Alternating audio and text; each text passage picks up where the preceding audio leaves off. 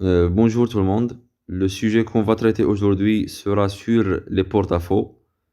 On va voir la définition de ces derniers et quels sont les objectifs principaux derrière leur mise en œuvre.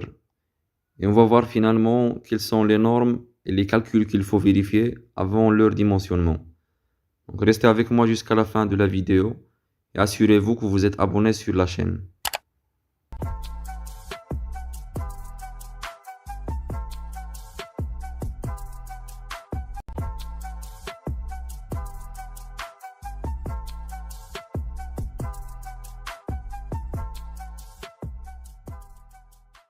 Les porte-à-faux dans le secteur du génie civil et de la construction sont des dalles en général en béton armé ou bien des dalles pleines qui ne sont pas supportées par des poteaux ou bien par des poteaux voiles. Ce sont des sections ou bien des surfaces qui dépassent l'emprise initiale du bâtiment.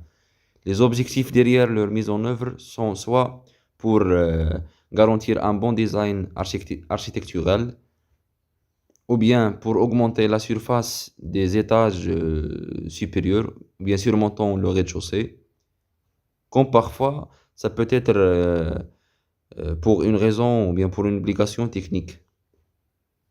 Afin de comprendre de manière limpide le principe du dimensionnement d'un porte-à-faux, on va prendre l'exemple basique et facile suivant. Imaginons que nous avons la dalle suivante et on souhaite mettre en place un porte-à-faux moyennant une planche en bois. Donc, à n'importe quelle charge qui sera exercée dans la zone qui ne contient pas de poteau, il y aura évidemment des mouvements de rotation. Donc, par le bon sens, on doit mettre en place un contrepoids ou bien une fixation dans la zone qui est supportée. Et par la suite, on peut bien sûr déposer des poids qui seront compensés par le contrepoids qui était déposé dans la zone supportée. Mais il y a quand même une question qui se pose par la suite, c'est la qualité du matériau. S'il s'agit d'un matériau qui est fragile, qui n'est pas compétent et qui peut fléchir facilement, donc obligatoirement, on va avoir une rupture ou bien une flexion énorme là-dessus. Et c'est pourquoi la résistance aux ruptures et aux flexions, c'est quelque chose de primordial. Pour notre cas, c'est le béton armé en fait qui va être le matériau utilisé dans ce cas. Et le béton armé, il est connu par sa résistance à la compression, à la rupture et à la traction. Donc, soit que le porte-à-faux sera dimensionné au niveau d'une dalle pleine, ou bien qu'il sera dimensionné pour une dalle en ourdi. Et on va voir le détail par la suite. Donc, imaginons que nous sommes face à la situation suivante. Nous avons une dalle en ourdi et nous souhaitons mettre en place un porte-à-faux. Donc, déjà, pour le détail des armatures, les armatures porteuses, ou bien les armatures en nombre, ils doivent se situer dans la partie supérieure du porte-à-faux. Pourquoi? Parce que c'est la partie supérieure du porte-à-faux qui subira le phénomène de la traction, alors que la zone ou bien la partie inférieure, il subira un mouvement de compression. Donc, afin de vaincre la traction au niveau de la zone supérieure du porte-à-faux, on met en place les armatures en nombre qui sont des armatures porteuses. D'accord? Donc, en ce qui concerne le calcul ou bien la largeur avec laquelle on peut faire sortir le porte-à-faux, il est calculé moyennant la formule suivante. Donc, D2, la largeur du contrepoids, elle est égale à la largeur du porte-à-faux fois l'épaisseur du porte-à-faux sur l'épaisseur du contrepoids multiplié fois 1,2. D'accord? Donc E1 et E2, ce sont les épaisseurs du porte-à-faux et du contrepoids. Donc le contrepoids, pour notre cas, c'est en fait la dalle en béton armé. Juste pour définir, la zone qui contient des ordis, ça ne se considère pas comme un contrepoids. Et c'est pourquoi en fait il y a des ordis dont la hauteur est inférieure aux ordis ordinaires déposés dans le reste de la dalle. Ce sont appelés des ordis négatifs. Pourquoi? Parce qu'ils sont inférieurs aux autres ordis afin de garantir une épaisseur de la dalle qui va garantir ce contrepoids. On sait tous que la dalle en béton armé, elle est plus lourde que la dalle en ordi. D'accord?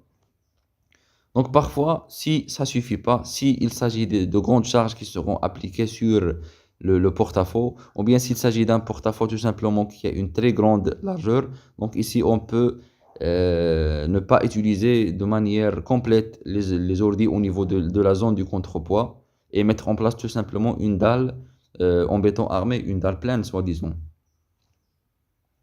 Parfois, dans quelques situations, on peut consolider notre dalle par ce qui est appelé des consoles. Donc, ce sont des consoles dont le détail des armatures il est en rouge dans la figure en bas à la droite. Ils font partie du poteau, ils n'ont pas de la poutre.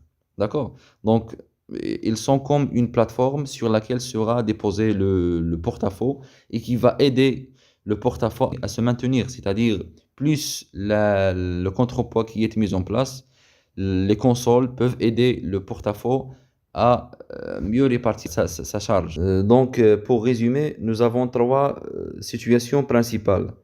Soit le cas où nous avons la dalle pleine, c'est-à-dire ici le contrepoids elle est garanti automatiquement par la dalle pleine qui est supportée par les poutres et les poteaux.